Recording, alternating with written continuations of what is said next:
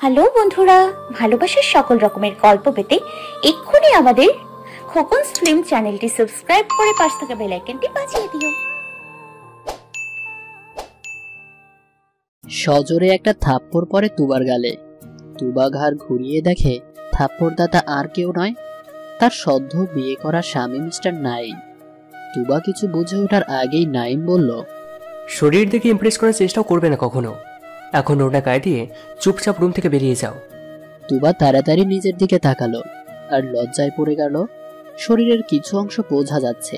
Dress change মাত্রই করেছে, ওড়না নেওয়ার আগেই নাইম ঘরে ঢুকেছে আর এসেই চর দিয়ে দিল।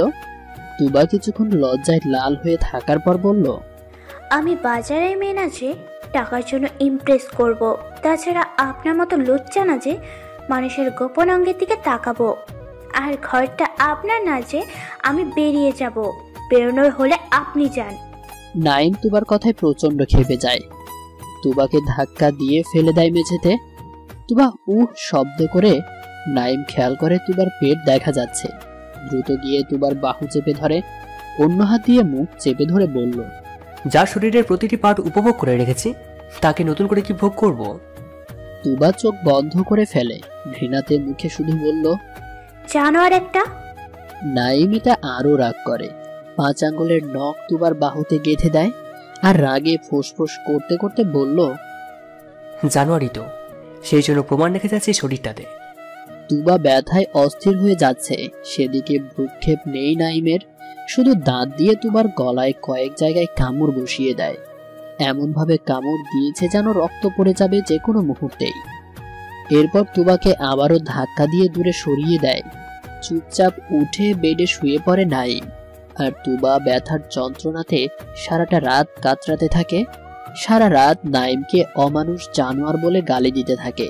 তুবার সাথে নাইমের বিয়ে হবার কোনো কথাই ছিল না, তবুও হয়েছে। বিয়ের জন্য সম্পূর্ণভাবে দায়ী নাইম। অথচ এই নাইম কিনা তুবার সাথে রাফ বিহেভিয়ার করছে। তুবা মাত্রই অনার্স সেকেন্ড ইয়ারে উঠেছে। বাবা মা আর বড় বোনের সাথে একসাথে থাকতো। তুবার বাবার ট্রান্সফার হয়ে যাওয়ায় তুবাকে ওর মামার বাসায় রাখতে বাধ্য হয় তুবার আম্মু। 1 মাস থাকার পর হোস্টেল ঠিক করে দেয়। এরপর থেকে তুবা হোস্টেলেই থাকতো। তুবা কখনো ওর মামাতো ভাইকে দেখেনি, কারণ নাইমকে ছোটবেলায় বিদেশে পাঠিয়ে দিয়েছিল তুবার মামি। তুবার সাথে তুবার মামির সম্পর্ক খুব ভালো না হলেও একেবারে খারাপ ছিল না বিধায় তুবার মামাতো বোন নুরার বিয়েতে তুবাকে দাওয়াত দেয়। তুবাও বেড়াতে চলে আসে মামার বাসায়। এটাই ছিল তুবার জীবনের সবচাইতে বড় ভুল। নুরার বিয়েতে তুবা বেশ আনন্দ করলেও আনন্দ মাটি হয়ে যায় নাইমকে দেখে, কারণ বিয়েটা একদম ঘরোয়াভাবে হওয়ার কথা ছিল। নাইম যে ছুটি পাবে আর চলেও আসবে জানলে তুবা কখনোই আসতো না বিয়েতে। নাইমের রুমে তুবাকে থাকতে দিয়েছিল, কারণ নাইম যে আসবে সেটা কেউ জানতো না। আর নাইম দেশে ফিরে আগেই নিজের রুমে চলে আসে। তখন বিকেল বেলায় তুবা বেঘোরে ঘুমোচ্ছে। স্কার্টটা হাঁটু পর্যন্ত উঠে গেছে আর টপসটা দিয়ে পেট দেখা যাচ্ছে। নাইমের অবাক লাগে, ও রুমে একটা মেয়ে কিভাবে আসলো এটা ভেবে।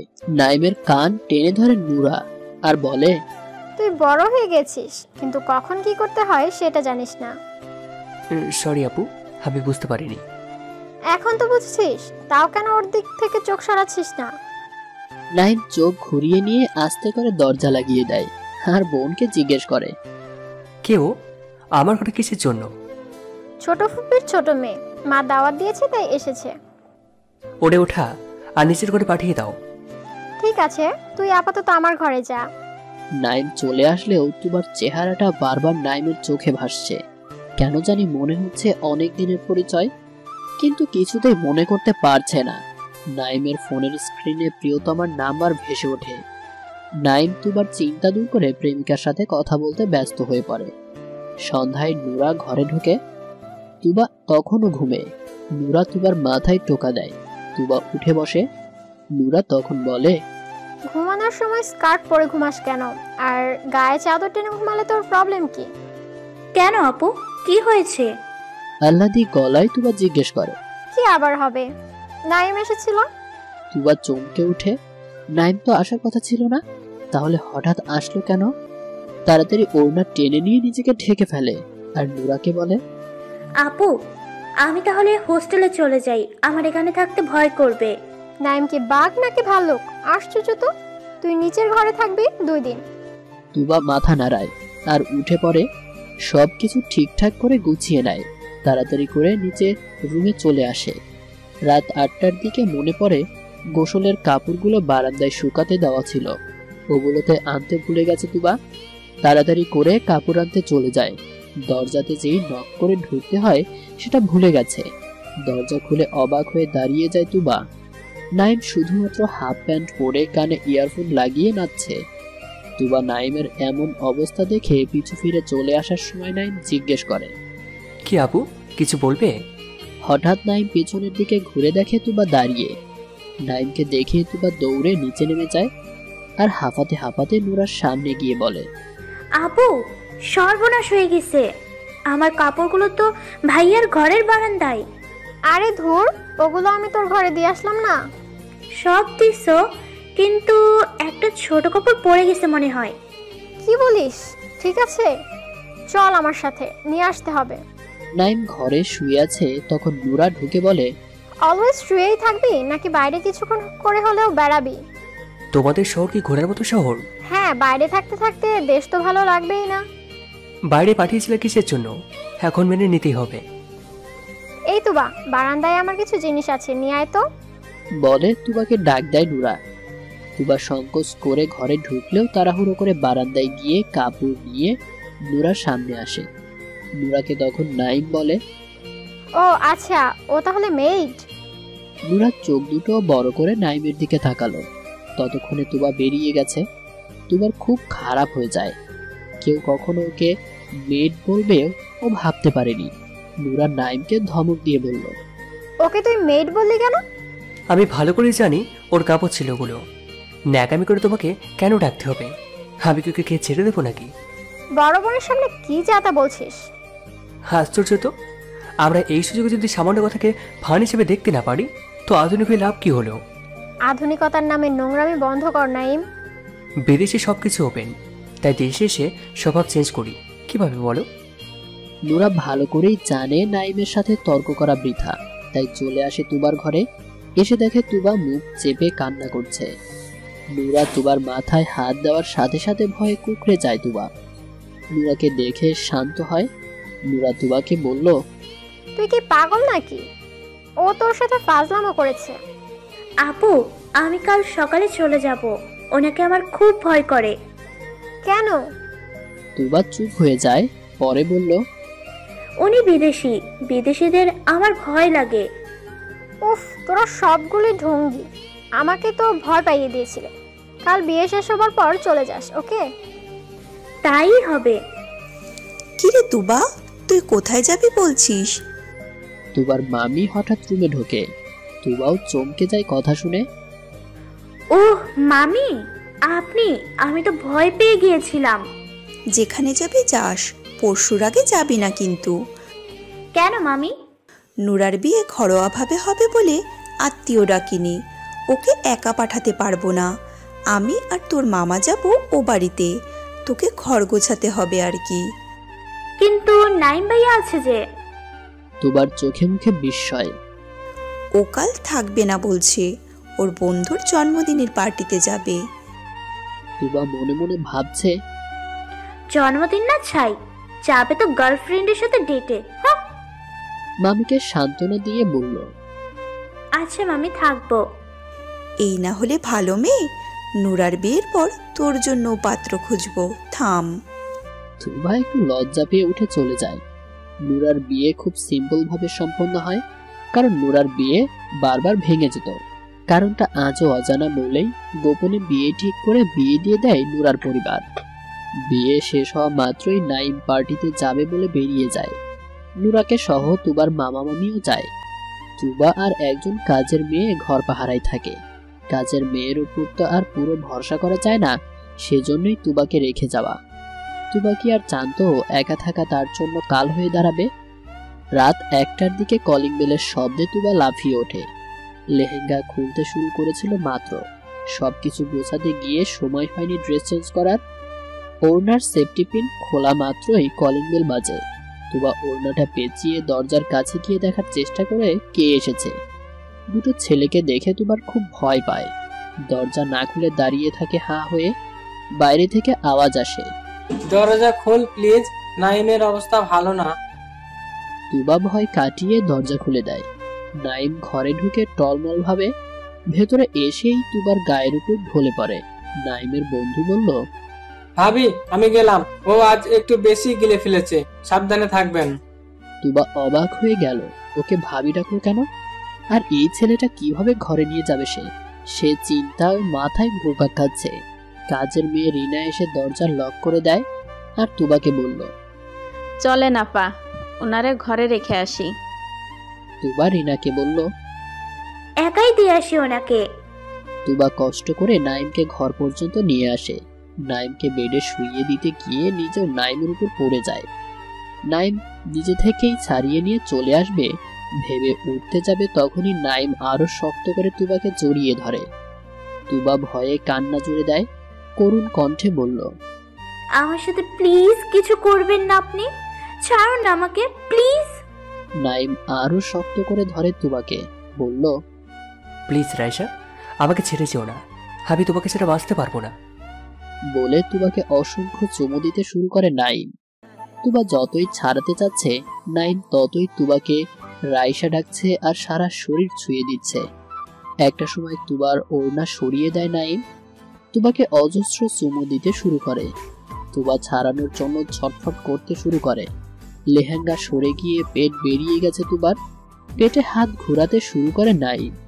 তুবা নিচে বাঁচার জন্য নাইমের হাতে কামড় দেয়। নাইম হাত আলগা করলে তুবা ছুটে চলে আসে, তবে ভাগ্য ভালো না থাকায় নাইম আবার ধরে ফেলে। তুবার চিৎকার শুনে রিনা ছুটে আসলেও রিনাকে ধাক্কা দিয়ে ফেলে দেয় নাইম। এত জোরে ধাক্কা দেয় যে রিনা পড়ে গিয়ে মাথায় আঘাত পায় প্রচন্ড। সেন্সও হারিয়ে ফেলে রিনা। তুবা ভয়ে কাঁদছে। নাইম যে এত হিংস্র হয়ে যাবে বুঝতে পারেনি সে। নেশা করে এসে যা ইচ্ছে তাই করছে, কিছুতেই সরাতে পারছে না তুবা।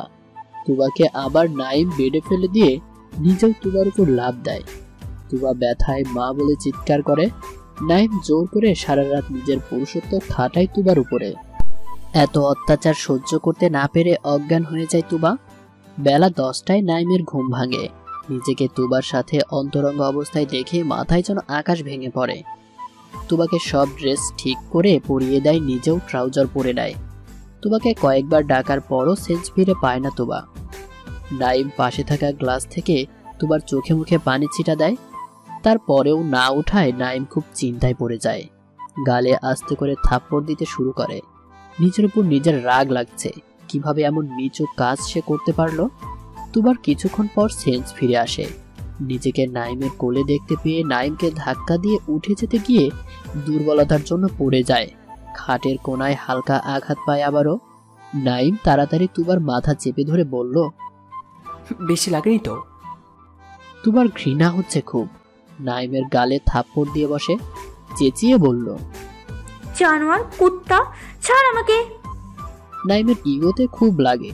তুবার মুখ চেপে ধরে বলল, তোর মতো মেয়েদের সাথে এমনই হওয়া উচিত, যা করেছি বেশ করেছি।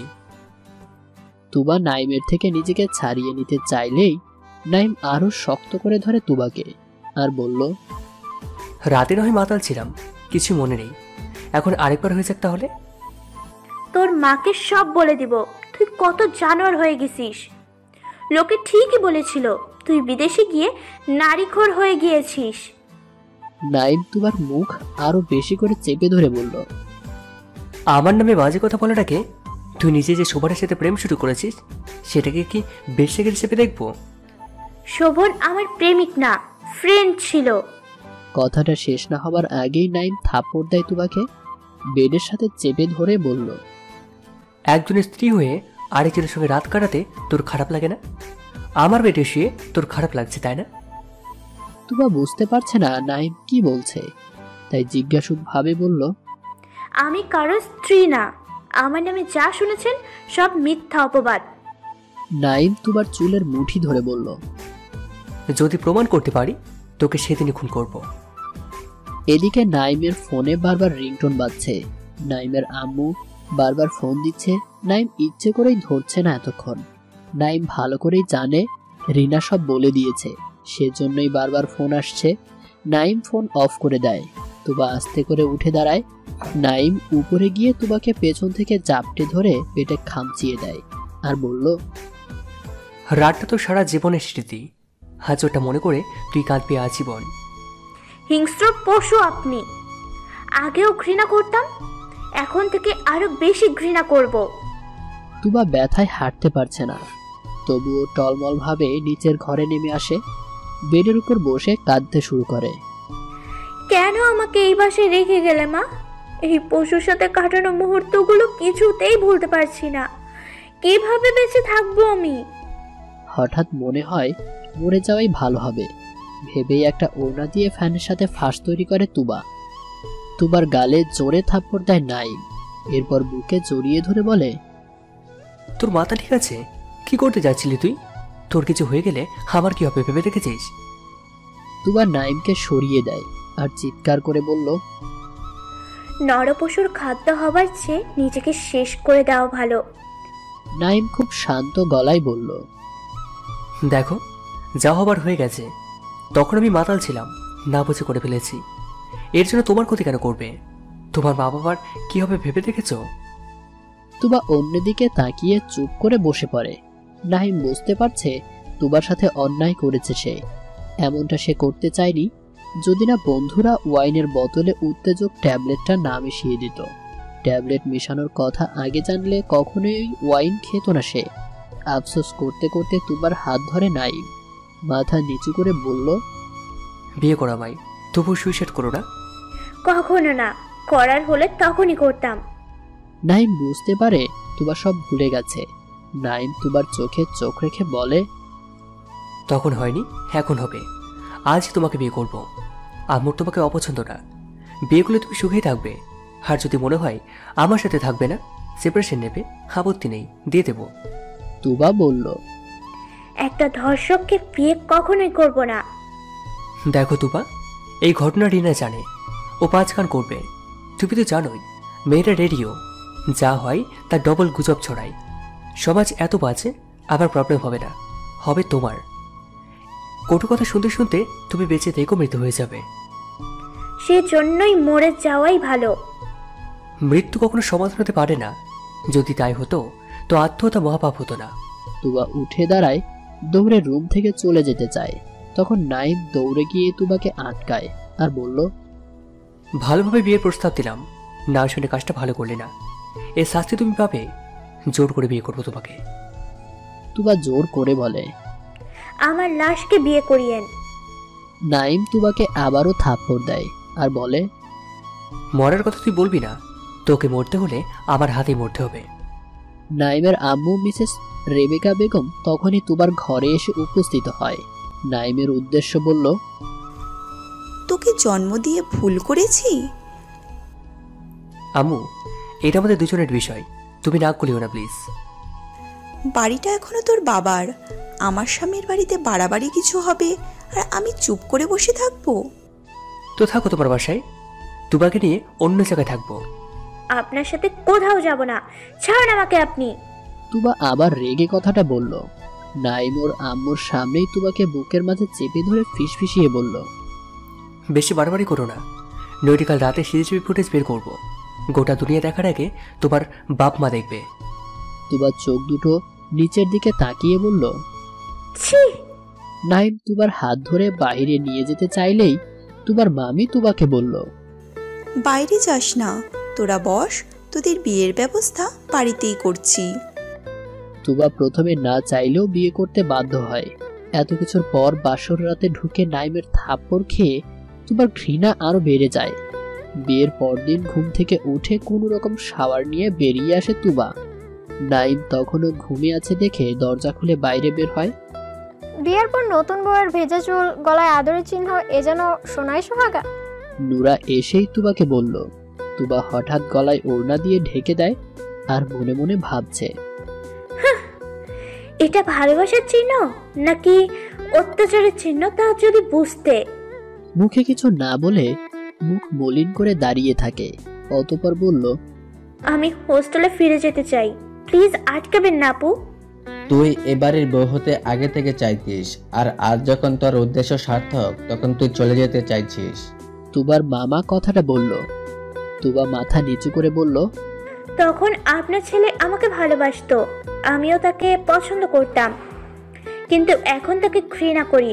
আর যাকে ঘৃণা করি তার সাথে ঘর করা যায় না, তাও যদি চরিত্র ঠিক থাকতো। কথাটা বলার সাথে সাথে তুবার চুলের মুঠি ধরে নাইম। ঘুম থেকে উঠে এসেই তুবার চুল ধরে টেনে নিয়ে ঘরে যায়। তুবা ব্যথায় কোকিয়ে ওঠে, তবুও পাষাণের মন গলে না। বেডের উপর ধাক্কা দিয়ে ফেলে দেয়। দরজা বন্ধ করে তুবার হাত ঘুরিয়ে ব্যথা দেয় তুবাকে। তুবা এক হাতের নখ দিয়ে নাইমের গালে আঁচড় দিয়ে বলল, ছোট লোক কোথাকার, লাগছে আমার, ছাড় বলছি। নাইম তুবার মুখ চেপে ধরে বলল, একদম চিল্লাবি না, গলা টিপে মেরে ফেলবো। তোর সাহসে কিভাবে আমার আব্বুর সামনে আমার চরিত্র নিয়ে কথা বলিস? তোর চরিত্র ঠিক আছে তো? আমি কোনো পাপ করিনি। তাহলে শোভনের সাথে তোর খোলামেলা ভিডিও কোত্থেকে আসলো? একদম মিথ্যা অপবাদ দিবেন না, আল্লাহর গজব পড়বে। ধ্বংস হয়ে গেছি শুধু তোকে ভালোবেসে। আর কি চাস তুই? ভালোবাসা মাই ফুট, আপনাকে আমি ঘৃণা করি বলে তুবা নাইমের মুখে থুতু দেয়। নাইম সাথে সাথে তুবার দুই হাত পেছনের দিকে ঘুরিয়ে মুচড়ে দেয় আর চিৎকার করে বলল, তোকে নিয়ে ঘর করার জন্য বিয়ে করিনি, তোর বিশ্বাসঘাতকতার শাস্তি দিতে দিতে আমি বিয়েটা করেছি। কথাটা তুই মাথায় ঢুকিয়ে নে। তুবা কেঁদে ওঠে। এত কষ্ট যে সহ্য করতে পারছে না সে। দিনগুলি ভালোই ছিল, একদম স্বপ্নময়।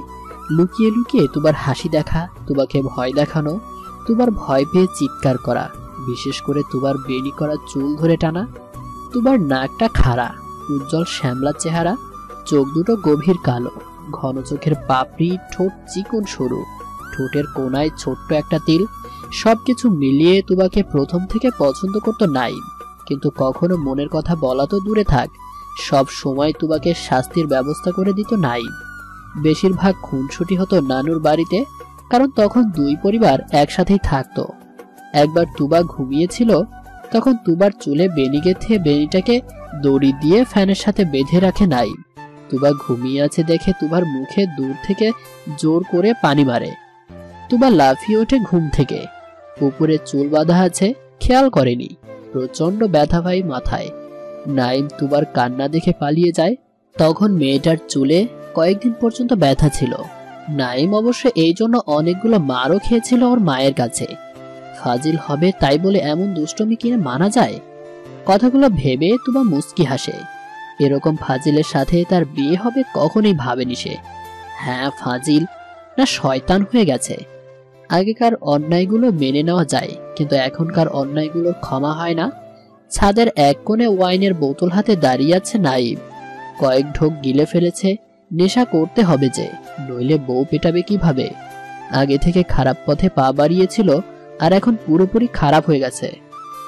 খারাপ হবার পেছনে যথেষ্ট কারণ আছে, যদিও বা ভুল বোঝাবুঝি। তুবাকে ছোট থেকেই ভালোবাসতো নাইম। জ্বালাতন করতে করতে কখন যে প্রেমে পড়ে গিয়েছিল নিজেও বুঝতে পারেনি। অথচ আজ ভালোবাসার মানুষকে বউ হিসেবে পেয়েও তাকে কিনা অত্যাচার করতে হচ্ছে। অত্যাচার পাওয়ারই যোগ্য সে, নয়তো কোনো ফ্রেন্ডের সাথে রিলেশন করতে গিয়েছিল সে। নিজেই নিজেকে প্রশ্ন করে নাইম। আর কত মদ গিলবি? নাইমের বাবার ডাকে নাইম পিছে ঘুরে তাকায়, কিছু না বলে নিজ কাজে মন দেয়। আবার নাইমের আব্বু নোমান ইসলাম আবার বললেন, যা করে চলছিস ভালো হচ্ছে না, কিন্তু এভাবে জীবন চলতে পারে না। তুই ওই মেয়েকে ডিভোর্স দিয়ে নতুন করে বিয়ে কর। নাইম রাগী দৃষ্টিতে বাবার দিকে তাকায়, এরপর বলে, যা বলেছো বলেছো, এই কথা দ্বিতীয় বছর না শুনি, নইলে তুবাকে নিয়ে এই পাশে ছেড়ে চলে যাব। নোমান সাহেব এই ভয়টাই পাচ্ছিলেন। না, ছেলেকে আর খেপানো যাবে না, একটা মাত্র ছেলে তার। তাই শান্ত ভঙ্গিতে বললেন, তাহলে বোমাকে নিয়ে ঘুরে আয়। তোর নেক্সট 4 তারিখে কুয়েতে যাবার কথা। জাহাজও ভ্রমণ হয়ে যাবে, সাথে তোদের হানিমুনও। বাবা এসব কথা বলতে লজ্জা লাগে না? আর হ্যাঁ, তুবাকে নিয়ে যাবো নেক্সট বার। তুবাকে একা রেখে কখনোই যাব না, আর কথাটা মাথায় ঢুকিয়ে নাও। নোমান সাহেব আর কথা না বাড়িয়ে সিঁড়ি বেয়ে নিচে নামা শুরু করে। একটা মাত্র ছেলে, অথচ বাবাকে সম্মান পর্যন্ত করে না। নিচে নেমে তুবাকে ডাকে। তুবা ঘর থেকে বেরিয়ে আসলে নোমান সাহেব বললেন, তোর বাসায় সবকিছু জানিয়েছি, ওরা আসলে যা সিদ্ধান্ত নিবে তাই হবে। উপর থেকে নাইম চিৎকার করে বলল, আমার স্ত্রীর সিদ্ধান্ত আমি নেব, অন্য কেউ মাথা কামালে মাথা আলাদা করে দেব। নাইমের আম্মু রেহেনা খাতুন বললেন, তোর কি মাথা খারাপ হয়ে গেছে? এত খারাপ ব্যবহার করছিস কেন তুই? হ্যাঁ, হয়ে গেছে। সেটা শান্ত হবে ওরে খুন করার পর, তবে খুন করব ধীরে ধীরে, একদিনে না। তুবার দিকে হাত দেখিয়ে বলল নাইম, যা খুশি কর, চিল্লাচিল্লি করিস না নাইম। আমরাও সমাজে বাস করি, সমাজের মানুষ আমাদের খারাপ বলবে। মায়ের কথায় কথা না বাড়িয়ে নাইম হন করে ঘরে ঢুকে যায়। তুবাকে ওর মামি বলল, সারাদিন কিছুই খাসনি, এইভাবে কয়দিন না খেয়ে থাকবি? তুবা মামির দিকে তাকিয়ে বলল, খাবার ইচ্ছে নেই। বলে নিচের রুমে গিয়ে শুয়ে থাকে। তুবা পাশ ঘুরতেই দেখলো নাইম দাঁড়িয়ে আছে।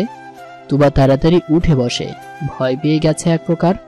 নাইম এসেই তুবার চুলগুলো টান দিয়ে ধরে তুবার মাথাটা নিজের কাছে নিয়ে আসে আর বলে, না খেয়ে মরতে দেবো না তোকে, খাইয়ে দাইয়ে সময় মতো সারা জীবন কষ্ট দিয়ে মারবো তোকে।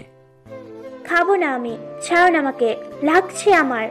তুবা মুখ ফাঁকা করে। কথা বলার সময় মুখের মাঝে স্যান্ডউইচ ঢুকিয়ে দিয়ে মুখ চেপে ধরে বলল, কথা না বলে তাড়াতাড়ি গেল। তুবা অনেক কষ্টে মুখের খাবার শেষ করে। শেষ হওয়া মাত্র তুবাকে ডাইনিং এ টেনে নিয়ে আসে, জোর করে চেয়ারে বসিয়ে নিজেও তুবার পাশে বসে। ডিম পোচ পরোটা তুবার মুখে ঢুকিয়ে দেয়। তুবাও অশান্তির হাত থেকে বাঁচতে সব খেয়ে নেয়। খাওয়া শেষ হতেই নাইম উঠে যায়। তুবা চেয়ারে বসে বসেই কাঁদতে শুরু করে। একদিন তুবার খুব শখ হয়েছিল রান্না করার। ভুলবশত তুবার হাত পুড়ে গিয়েছিল।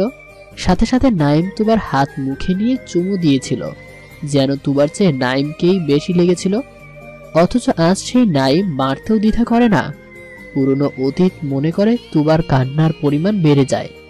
এভাবে প্রতিদিন ধুকে ধুকে মরার কি দরকার? একেবারে মরে যাওয়াই তো ভালো। হঠাৎ তুবা ওর খোলা পিঠে ঠান্ডা হাতের স্পর্শ পেল। তুবা পিছনে ঘুরে তাকাতেই নাইম তুবাকে পাজা কোলে করে তুলে নিয়ে নিজের ঘরের দিকে পা বাড়ায়। তুবাকে বেডের উপর বসিয়ে ঘরের দরজা লাগিয়ে আসে নাইম। তুবার সামনে এসে বসলো নাইম। এরপর বলল, কি অন্যায় করেছিলাম যে আমাকে ধোকা দিলে তুমি? তুবা মুখ ঘুরিয়ে নিয়ে বলল, জানোয়ার আপনি, মানুষ নন। সাথে সাথে তুবার গালে আবারও থাপ্পড় দেয় নাইম।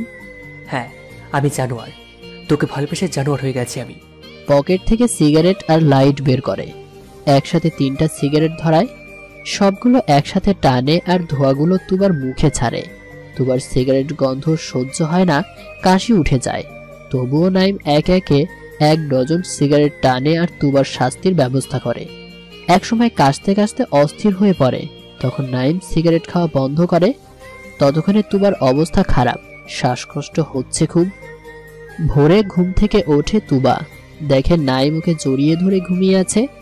রাতের কথা মনে পড়ে, যেমন কষ্টও দেয় তেমন যত্নও করে। যখন শ্বাসকষ্ট উঠে হাঁপাচ্ছিল তখন নাইমই ওর সেবা করে। তুবা নাইমকে ঠেলে উঠে পড়ে। ভালো লাগে না এই ছেলেকে, যার জন্য এত কিছু সহ্য করতে হচ্ছে তাকে। ভালো লাগার কথাও না, মনে হচ্ছে পালিয়ে যেতে পারলে ও বেঁচে যায়। তুবা ওঠা মাত্রই নাইম তুবাকে কাছে টেনে নেয়, চুলের মুঠি ধরে বলল, শেষ নিঃশ্বাস পর্যন্ত কষ্ট দিয়ে মারবো তোকে। তুবা চোখ বন্ধ করে কাঁদতে থাকে। নাইম চুল ছেড়ে দেয়। তুবা তখন বলে, কিসের শাস্তি দিচ্ছেন? আমি কোনো অন্যায় করিনি, প্লিজ আমাকে মুক্তি দিন। আমি চলে যেতে চাই আপনার জীবন থেকে। মনে পড়ে না সেদিনগুলোর কথা? হ্যাঁ পড়ে। আপনি ধোকা না দিলে আজ এত খারাপ দিন দেখতে হতো না আমাকে। আমি ধোকা দিয়েছি নাকি তুই? ভালোবাসতাম খুব, কিন্তু এঙ্গেজমেন্ট করে বিদেশে চলে গিয়েছিলেন, ভুলে গেছেন? আমার এঙ্গেজমেন্ট কবে হয়েছিল রে? মিথ্যা দোষারোপ করছিস। তাহলে? তুবা চুপ হয়ে যায়।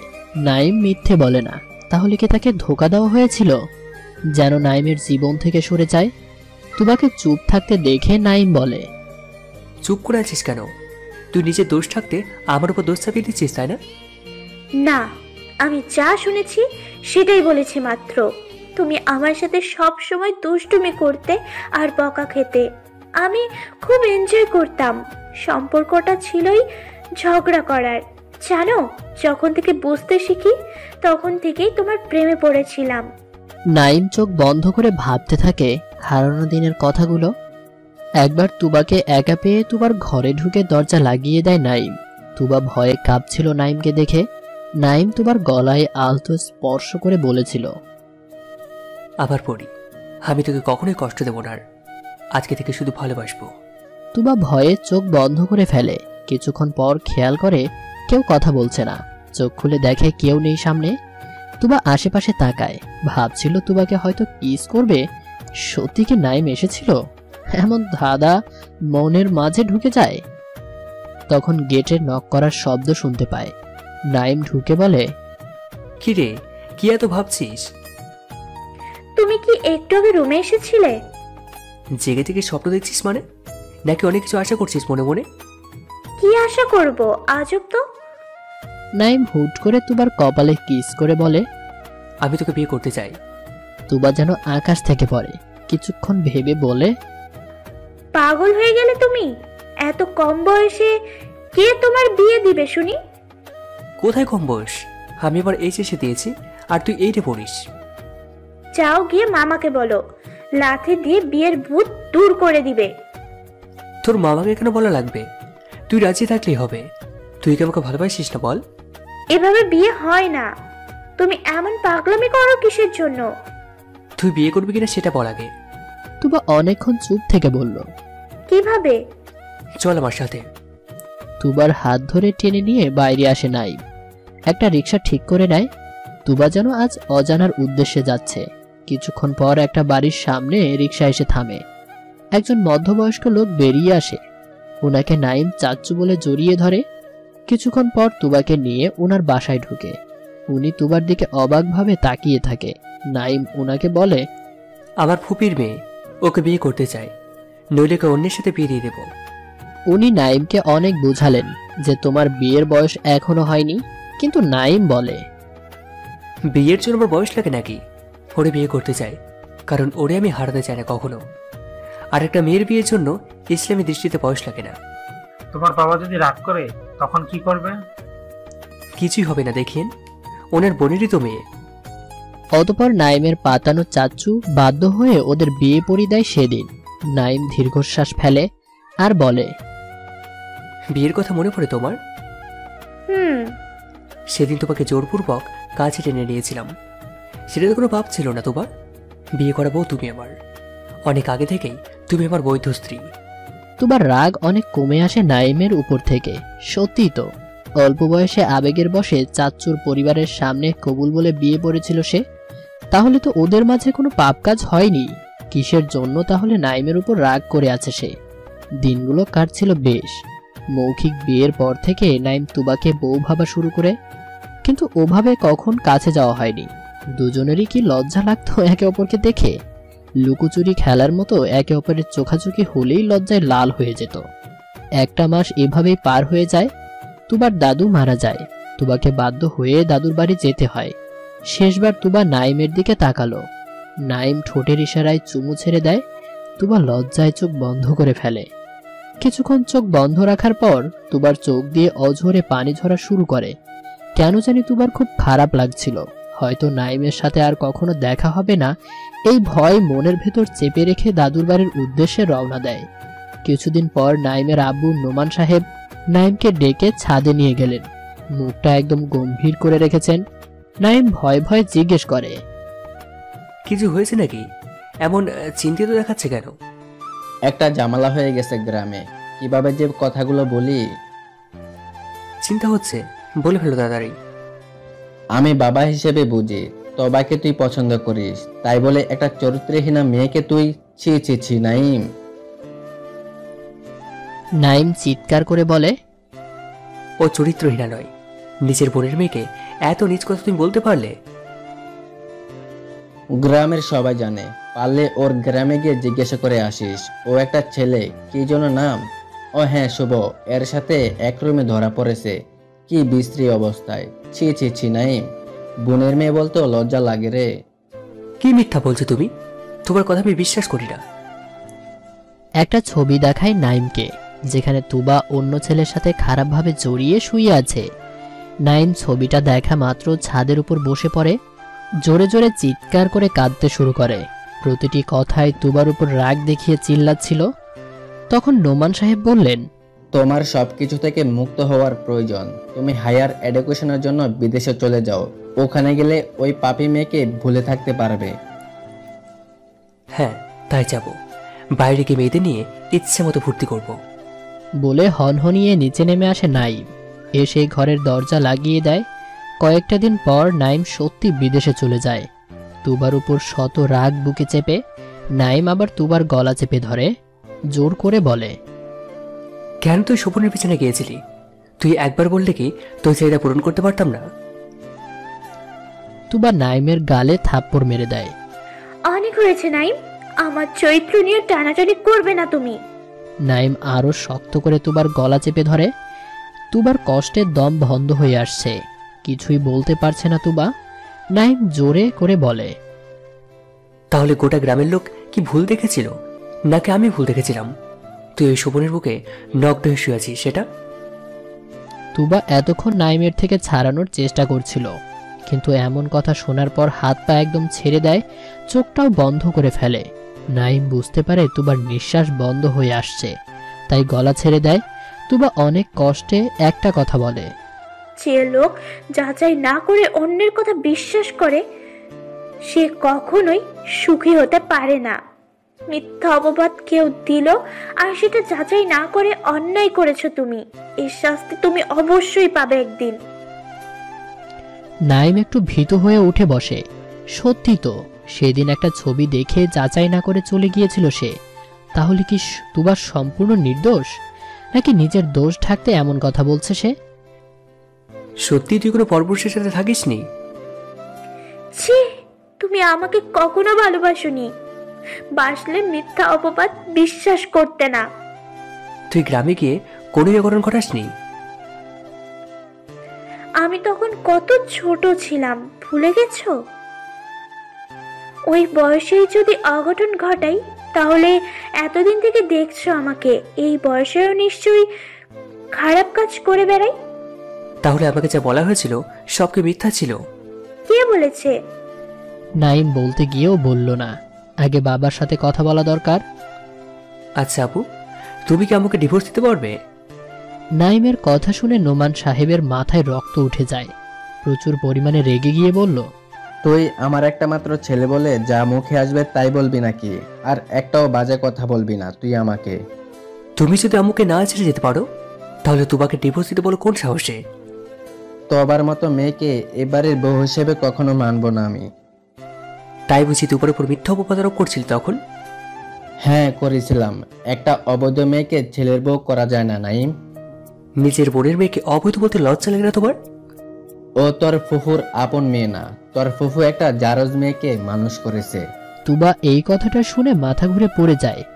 এতদিন যাকে মা বলে জেনে এসেছে সে কিনা তার মা নয়। নাইম আওয়াজ শুনে ঘরের দিকে ছুটে আসে। এসে তুবাকে মেঝেতে পড়ে থাকতে দেখে তাড়াতাড়ি কোলে তুলে নিয়ে বিছানায় শুইয়ে দেয়। কথাটা নিজেও হজম করতে পারছে না, কিন্তু কিভাবে সম্ভব এসব?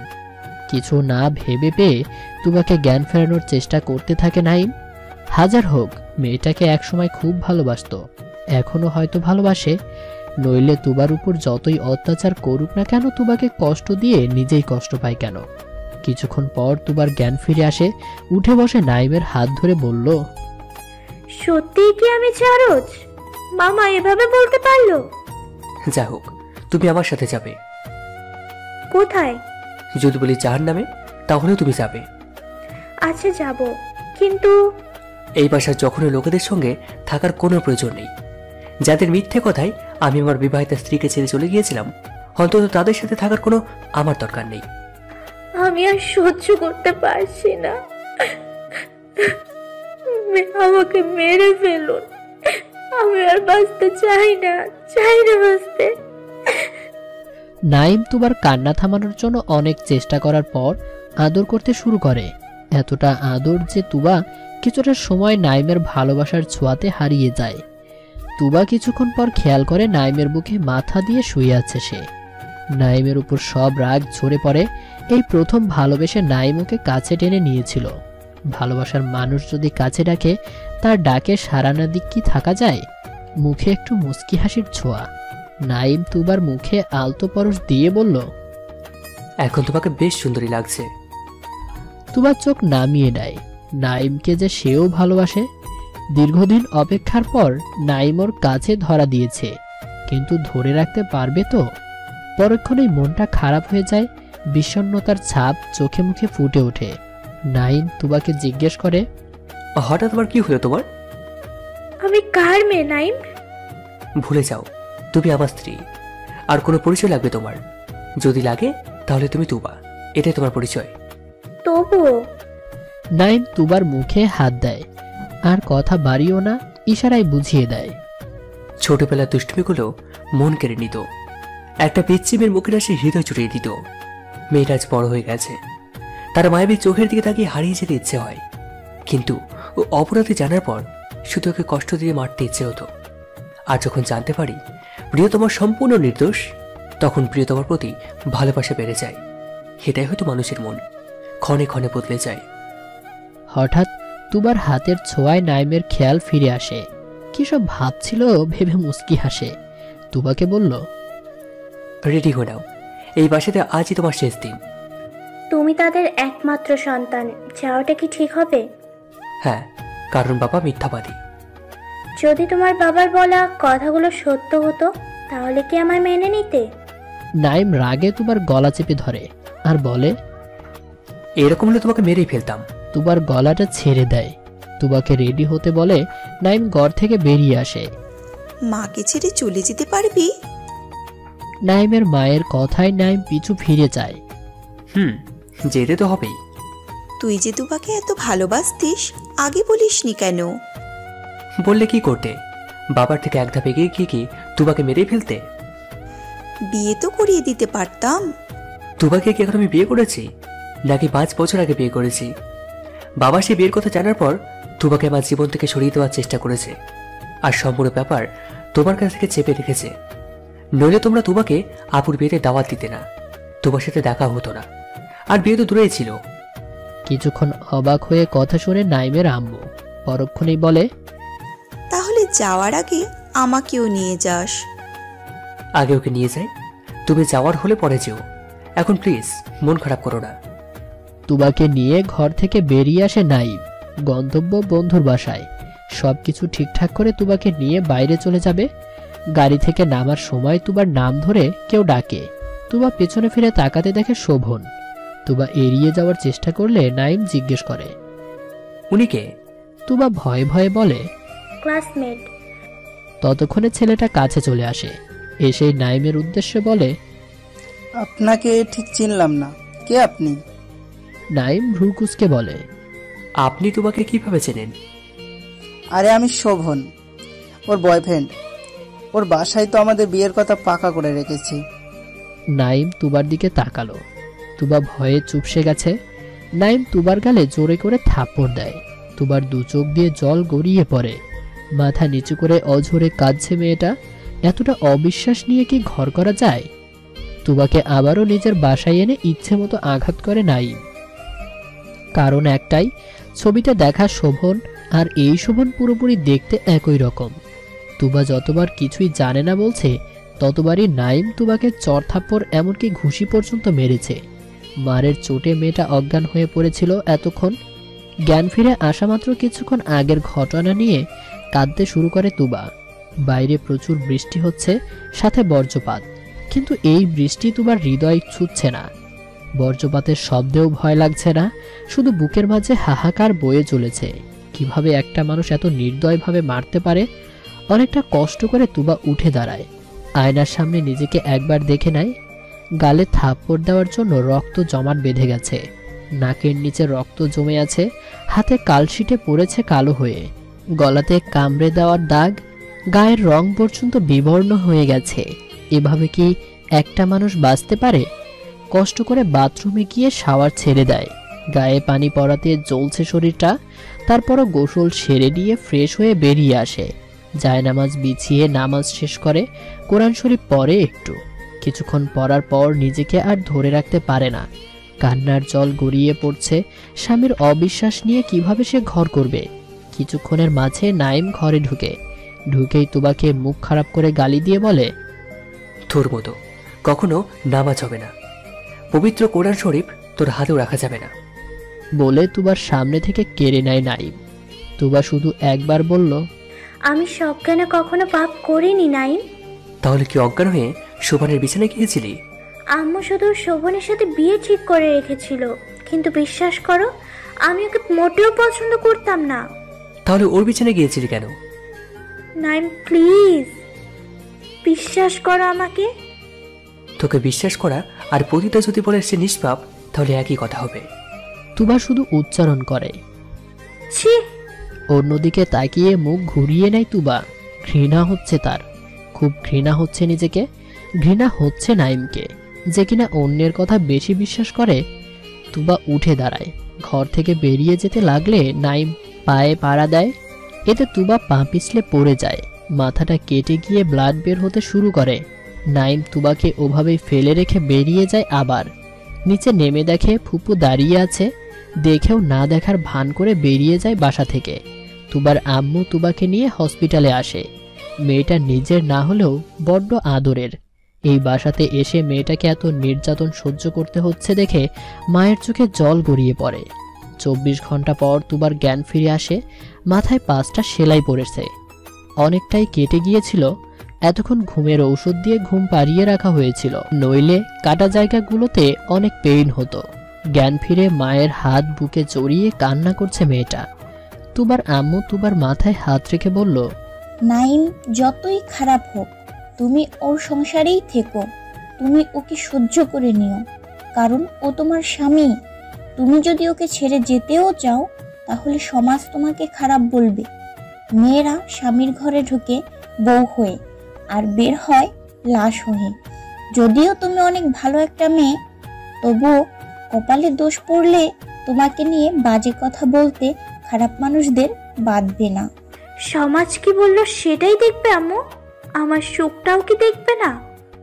নাইম ও ওর ভুল বুঝতে পারবে, দেখো তখন তুমি অনেক সুখী হবে। তুবা চোখ বন্ধ করে অনুভব করে সমাজের নির্মমতা। কিছুই করার নেই তার, মেনে নিতেই হবে। যদি তুমি নীরবে সহ্য করো স্বামীর অত্যাচার, হবে না কবু দ্বন্দ্ব, বিন্দাস করিতে পারিবে সংসার। নারী যদি তুমি হও স্পষ্টবাদী, কারো অন্যায়ের প্রতিবাদ, পাবে না কো সুখ, লেগে রবে সারাক্ষণ ঝগড়া বিবাদ। হবে ছোট সমাজের কাছে তুমিই হবে খারাপ, নিজের মাতা পিতা পর্যন্ত তোমায় করবে দোষারোপ। আফসোস কেউ শুনবে না তোমার আর্তনাদ, চোখ বন্ধ করে সব সহ্য করাই তোমার কাজ। তোমার নেই কোনো অস্তিত্ব, নেই অধিকার, মাথা নিচু করে বাঁচার তুমি দাবিদার। তুবার মুখে এমন কড়া কথাগুলো শুনে তুবার আম্মু বলল, তুমি নাইমের সাথেই থাকতে বাধ্য, কারণ তুমি আর একা নও, তোমার মাঝে তুমি বহন করছো আরেকটা প্রাণের অস্তিত্ব। মায়ের কথা শুনে নিজ অজান্তেই পেটে হাত দেয় তুবা। সত্যিই তো সে মা হবে, বিশ্বাস করতে পারছে না। কিন্তু নাইম যদি ওকে মেনে না নেয়? সত্যি যাচাই ক্ষমতা তুমি হারিয়ে ফেলেছো নাইম। আজ তোমাকে কিছু কথা বলি যেগুলো কেউ কখনো জানে না। নাইমের আম্মু নাইমের উদ্দেশ্যে কথাগুলো বলে। বলে ফেলো, আমি শুনছি। তুবাকে তুমি ভালোবাসতে আমি বুঝিনি, বিয়ে করেছিলে তাও বুঝিনি, কেন বিদেশে গিয়েছিলে তাও বুঝিনি। আমি তো তোমার মা হবারই যোগ্য না। তবে কিছু গোপন কথা জানি যা প্রকাশ করা জরুরি। যখন তুবা তোমার ফুপির গর্ভে মাত্র 1 মাস, তখন তুবার আব্বু গুলি খেয়ে মারা যায়। তুহা মানসিক আঘাতে ঘরবন্দি হয়ে গিয়েছিল, কারণ ওরা বিয়েটাই করেছিল লুকিয়ে। কারো কাছে বিয়ের কথা প্রকাশ করতে পারেনি, বাচ্চার কথা কিভাবে প্রকাশ করবে? তাও যখন হাজবেন্ড আর দুনিয়ায় নেই তখন আমি বুঝে গেলাম মেয়ে হিসেবে লুকোনোর চেষ্টা করেও লাভ হয়নি। 7 মাস পর ধরা পড়ে যায়। তোমার বাবা তুহাকে ইচ্ছে মতো পেটায়, তুহা অজ্ঞান হয়ে পড়ে যায়। সাথে সাথে আমরা হসপিটালে নিয়ে যাই। তুবাকে অপরিপক্কভাবে জন্ম দিয়ে তোহার মৃত্যু হয়। তুবা তোমার ফুপিরই মেয়ে, তবে বড় ফুপি নয়, ছোট ফুপির মেয়ে, যে ছোট ফুপিকে তুমি চেনোই না। তুবাকে তোমার বড় ফুপি নিজের মেয়ের মতোই লালন পালন করেছে, কখনো মায়ের অভাব বুঝতে দেয়নি। তবে তোমার বাবা কখনো তুবাকে মেনে নিতে পারেনি। তার ধারণা তুবার জন্যই নিজ বোনকে হত্যা করেছে সে। তুমি এসব কি বলছো? একজন ভাই কিভাবে তার বোনকে হত্যা করেছে? ঠিক যেভাবে তুমি তুবাকে পিটিয়েছ সেভাবেই। তুবা মরলে মরে যাক, অন্তত তুবার পেটের বাচ্চাকে তো আর কেউ জারজ বলবে না। নাইম যেমন অবাক হয়ে যায় তেমন খুশিও হয়। হাজার হোক সে বাবা হতে চলেছে, তবুও মাকে জিজ্ঞেস করে, তুবা এখন কেমন আছে? ওকে তুই যেভাবে মেরেছিস তাতে ওর যেমন থাকার কথা ও তেমনই আছে। ও যেমন অন্যায় করেছে ওর শাস্তিও দিয়েছে আম্মু। হেতোকে বড় করে দেখার মতো কি হয়েছে? একবারও কি যাচাই করেছিলিস? সত্যিটা কি জানার চেষ্টা করেছিলি? সত্য কি বলো? তুবাকে তোমার বাবা অবৈধ মেয়ে ভাবে, তাই উনি কখনো চায়নি তুবা তোমার বউ হোক। যখন তোমার চাচ্চু বিয়ের কথা তোমার বাবাকে বলে, তখনই তোমার বাবা তুবাকে সরানোর চেষ্টা করে, যার ফলে তুবাকে এই মৃত্যু যন্ত্রণা ভোগ করতে হচ্ছে। তুবাকে ঘুমের ওষুধ দেওয়া হয়। তুবা ঘুমিয়ে পড়লে ওর ঘরে একটা ছেলেকে ঢুকিয়ে দেয়, কিছু ছবি তোলে আর মেয়েটাকে বানায় চরিত্রহীনা, শুধুমাত্র তোমার চোখে। অন্য কেউ এই ঘটনা জানে না। বিনিময়ে শোভন নামে ছেলেটার সাথে তুবার বিয়ে ঠিক করে রাখে তোমার বাবা, কারণ ঘটনার জানাজানি হয়ে গেলে সম্মান চলে যেত ওনার। তাই চুপিচাপে ঘটনা ধামাচাপা দেন উনি। তুবার বাবা মা নিজেদের সম্মান রক্ষার্থে বিয়েতে রাজি হয়ে যায়। বিয়েও ঠিক করে তুবার অনার্স শেষ করার পর, কারণ তুবা তখন অনেক ছোট ছিল। অত ছোট মেয়েকে বিয়ে দিলে কেস হয়ে যেত তখন। তুবা ওইসব ঘটনার কিছুই জানতো না, তোমার বাবাই বলতে নিষেধ করে দিয়েছিল। তুবাকে বেশি খাটালে সব সত্যি বেরিয়ে যেত কিনা সেটার ভয়ে। বিয়ে ঠিক করার কথা তুবা জানতো না। তুবার ঘুম ভাঙলে ওকে বলা হলো, তুমি লুসি নামের মেয়ের সাথে এঙ্গেজমেন্ট করেছো। এতেই ওর মনের মধ্যে তোমার জন্য ঘৃণা তৈরি হয়, সব কিছু ভুলে যাওয়ার চেষ্টা করে। তুমিও ভুল বুঝে বিদেশে চলে গেলে, আর সে ভুল বুঝে এই বাসাতেই কখনো এলো না, গ্রামেই পড়াশুনো শেষ করে, সাথে তোমাকেও কখনো দেখেনি। এটা ভেবে মনে মনে সান্ত্বনা দেয় নিজেকে। গ্রামে এইচএসসি দিয়ে ভর্তির পরীক্ষাতে কপাল দোষে এই ভার্সিটিতেই চান্স পেল। ভর্তি হলো ঠিকই, কিন্তু এখানে আসতো না আর। তানহা মানে তোর বড় ফুপি মাঝে মাঝে আসতো বেড়াতে, আমিও মাঝে মধ্যে যেতাম ওদের বাসায়, নুরাকে নিয়ে যেতাম, কথা হতো, সখ্যতাও করে নুরার সাথে। একটা বছর ভালোভাবেই পার হয়ে গেল। হঠাৎ ওর বাবা মানে খালুর ট্রান্সফারের জন্য ওকে কিছুদিন আমাদের বাসায় এনে রাখি। ও যত তাড়াতাড়ি সম্ভব হোস্টেল ঠিক করে ওখানে চলে যায়। বুঝতাম না কেন গিয়েছিল, এখন বুঝি। তোর স্মৃতি ভুলে থাকার জন্য চলে গিয়েছিল। হঠাৎ নুরার বিয়ে, তোর আগমন, তুবাকে তুই জোর করে বিয়ে করলি, আর আজ এই দিন দেখতে হচ্ছে। খুব ভালো করেছিস নাইম, তোর ভুলের জন্য আজ মেয়েটা মরতে বসেছে। একটা দীর্ঘশ্বাস ছাড়ে নাইমের আম্মু। এতগুলো সত্য নাইম হজম করতে পারবে না। নাইমের দু চোখ বেয়ে জল গড়িয়ে পড়ছে। এতটা পাষাণ সে কিভাবে হতে পারলো? তুবা ওকে কি কখনো ক্ষমা করতে পারবে? এক বুক শঙ্কা বুকের মাঝে নিয়ে তুবার কাছে রওনা হলো নাইম। বাইরে প্রচন্ড রোদের তাপ, চোখ যেন ঝলসিয়ে যায়। এত রোদের ভিতর একা দাঁড়িয়ে আছে নাইম। তুবা দেখেও না দেখার ভান করে ঘরে শুয়ে আছে। এত অত্যাচার সহ্য করার পর যতটুকু ভালোবাসা ছিল তার 90% মরে গেছে। সে তার ভুল বুঝতে পেরেছে নিশ্চয়ই। বুঝুক কতটা কষ্ট দিয়েছে সে আমাকে। ভালোই হয়েছে, অন্তত জানতে তো পেরেছে আমি খারাপ মেয়ে না, বা তাকে কখনো ধোঁকা দেইনি। তুবার ভাবনার ছেদ পড়ে। একজন নার্স একটা খাম হাতে নিয়ে তুবার দিকে এগিয়ে ধরে আছে। তুবা চুপচাপ খামটা হাতে নিল। জানে কে পাঠিয়েছে, তাই না খুলে বুকের মাঝে চেপে ধরে রাখলো। খামটা খুব সুন্দর করে সাজানো, অনেকগুলো কার্টুন আঁকানো, দুটো লাল রঙের আর আরেকটা বাচ্চা কার্টুন যেটা কিনা নীল রঙের। এই খামটা অনেক বছর আগেই নাইম তুবাকে গিফট করেছিল।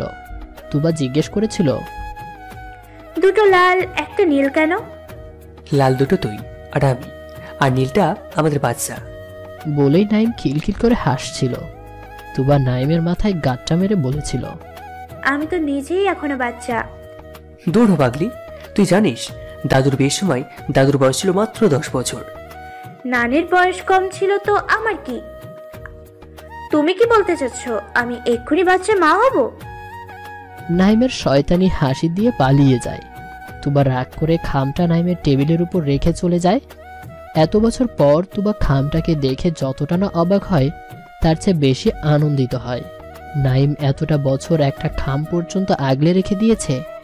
তুবা আর কিছুই না ভেবে খামটা খুলে চিঠিটা বের করে। একটা অনেক পুরনো চিঠির সাথে নতুন একটা চিঠি দেখতে পায়। তুবা আগে পুরনো চিঠিটাই খোলে। সেদিন রাগ করে দেখাই হয়নি কি ছিল ভেতরে। আজ দেখে পুরোপুরি অবাক হয়ে গেছে সে। জানিস তুবা, তোকে ছাড়া আমি পুরোপুরি অসহায়। তুই ভুলে আমাকে ছেড়ে যাস না, হিতি নাইম। তুবা মুস্কি হাসে। আসলেই নাইম ওকে অনেক ভালোবাসতো। কি যেন চিন্তা করে কিছুক্ষণ হয়তো হারিয়ে যাওয়া অতীতগুলো হঠাৎ খেয়াল আসতেই নতুন চিঠিটা খোলে। প্রিয় তুবা, তোকে ভালোবেসে আমি এতটাই অন্ধ হয়ে গেছিলাম যে যাচাই না করে তোর উপর আরোপ করা মিথ্যা অপবাদ বিশ্বাস করে ফেলেছিলাম। তার শাস্তি আজ এতটা বছর ধরে পাচ্ছি। ক্ষমা কি করে দেওয়া যায় না? একটাবার কি ভালোবাসা যায় না? মানলাম আমি খারাপ, তাই বলে কি এতটাই খারাপ? ইতি নাইম। তুবা আবার জানালার দিকে তাকালো। নাইম পুরো 2 ঘন্টা ধরে এই রোদে দাঁড়িয়ে আছে। ইশারায় নাইমকে ডাকলো তুবা। তুবার ওঠার ক্ষমতা থাকলে ওই যেত, কিন্তু ও যে নিজে এখন খুবই দুর্বল। নাইম এসে তুবার বাম পাশে বসে, বাম হাতটা ধরে ফুপিয়ে কান্না শুরু করে আর কেঁদে কেঁদে বলে, তোর আর আমার সম্পর্কের মাঝে নিজ জন্মদাতাই যে ভিলেন হয়ে যাবে সেটা কখনোই বুঝতে পারিনি রে। আল্লাহ হয়তো এতেই আমার ভালো চেয়েছিল। এত কষ্ট দিয়ে। তুমি জানো না, আল্লাহ তাআলা নিজেই বলেছেন আমি অবশ্যই তোমাদেরকে কিছু না কিছু দিয়েই পরীক্ষায় ফেলবই। মাঝে মধ্যে তোমাদেরকে বিপদের আতঙ্ক, ক্ষুধার কষ্ট দিয়ে, সম্পদ, জীবন, পণ্য, ফল, ফসল হারানোর মধ্য দিয়ে।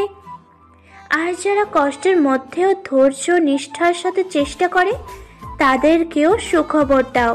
আল বাকারা আয়াত 155। যাই হোক, তোমার আমার মিলন সেই দিনই হবে যেদিন মামা আমাদের মেনে নিবে। তুমি তোমার বউ হিসেবে আমাকে সেই দিনই পাবে যেদিন মামা হাসি মুখে আমায় ভালোবেসে বরণ করে নিবে। উনি কখনোই রাজি হবেন না তুবা। আর নিজের মায়ের খুনিকে কিভাবে ক্ষমা করতে পারো তুমি তুবা? ভুল তো মানুষ মাত্রই হয় নাইম। উনি অহংকারের বশে অন্ধ হয়ে গিয়েছিল। একবার সুযোগ দেওয়াও তো উচিত। তাই হবে, মাত্র একবার সুযোগ দেব, কিন্তু তোমাকে নিয়ে বিদেশেই থাকবো আমি। কিন্তু তোমার মাকে কে দেখবে? ওনার তো বয়স হয়েছে, ওনার কষ্ট তোমার বোঝা উচিত নাইম। আমি তো কিছুই বুঝি না, যা বোঝা সব তুমি বোঝো। তুবাকে নিজ হাতে মারার জন্য এসেছিল ওর মামা, কিন্তু তুবার এত সহনশীলতা দেখে চোখ দুটো দিয়ে পানি পড়তে শুরু করে। নিজের করা অন্যায়গুলোর জন্য অনুশোচনা শুরু করে, কিন্তু অহংকার বশত তুবার কাছে গেল না। যে পিস্তলটা সাথে করে নিয়ে এসেছিল তুবাকে হত্যা করতে, সেটা নিজের মাথায় চালিয়ে দেয়। বিকট শব্দতে যেন হসপিটালের চারদিক কেঁপে ওঠে। তুবা নাইমের বুকে নিজেকে লুকিয়ে ফেলে ভয়ে। নাইম তুবাকে সরিয়ে বাবার কাছে গেলে নাইমের গালে হাত রেখে বলে, তোর ভালোবাসাও তো ওকে ফিরিয়ে দিলাম। দেখতে দেখতে 1 বছর পার হয়ে গেল। আজ তুবার প্রথম বিবাহ বার্ষিকী। ছেলেকে ঘুম পাড়িয়ে তুবা নাইমের পাশে এসে শোয়। নাইমের নাক বরাবর খামচি দেয় তুবা। নাইম তুবাকে বলে, প্রতিদিন একটা করে আঁচড় না দিলে শান্তি পাও না? মনে করো প্রতিদিন একটু করে প্রতিশোধ নিই। তাই বুঝি? বলতেই তুবার ঠোঁট নিজের দখলে নিয়ে নেয় নাইম। ওদের ভালোবাসার রাজ্যে হারিয়ে যায় ওরা।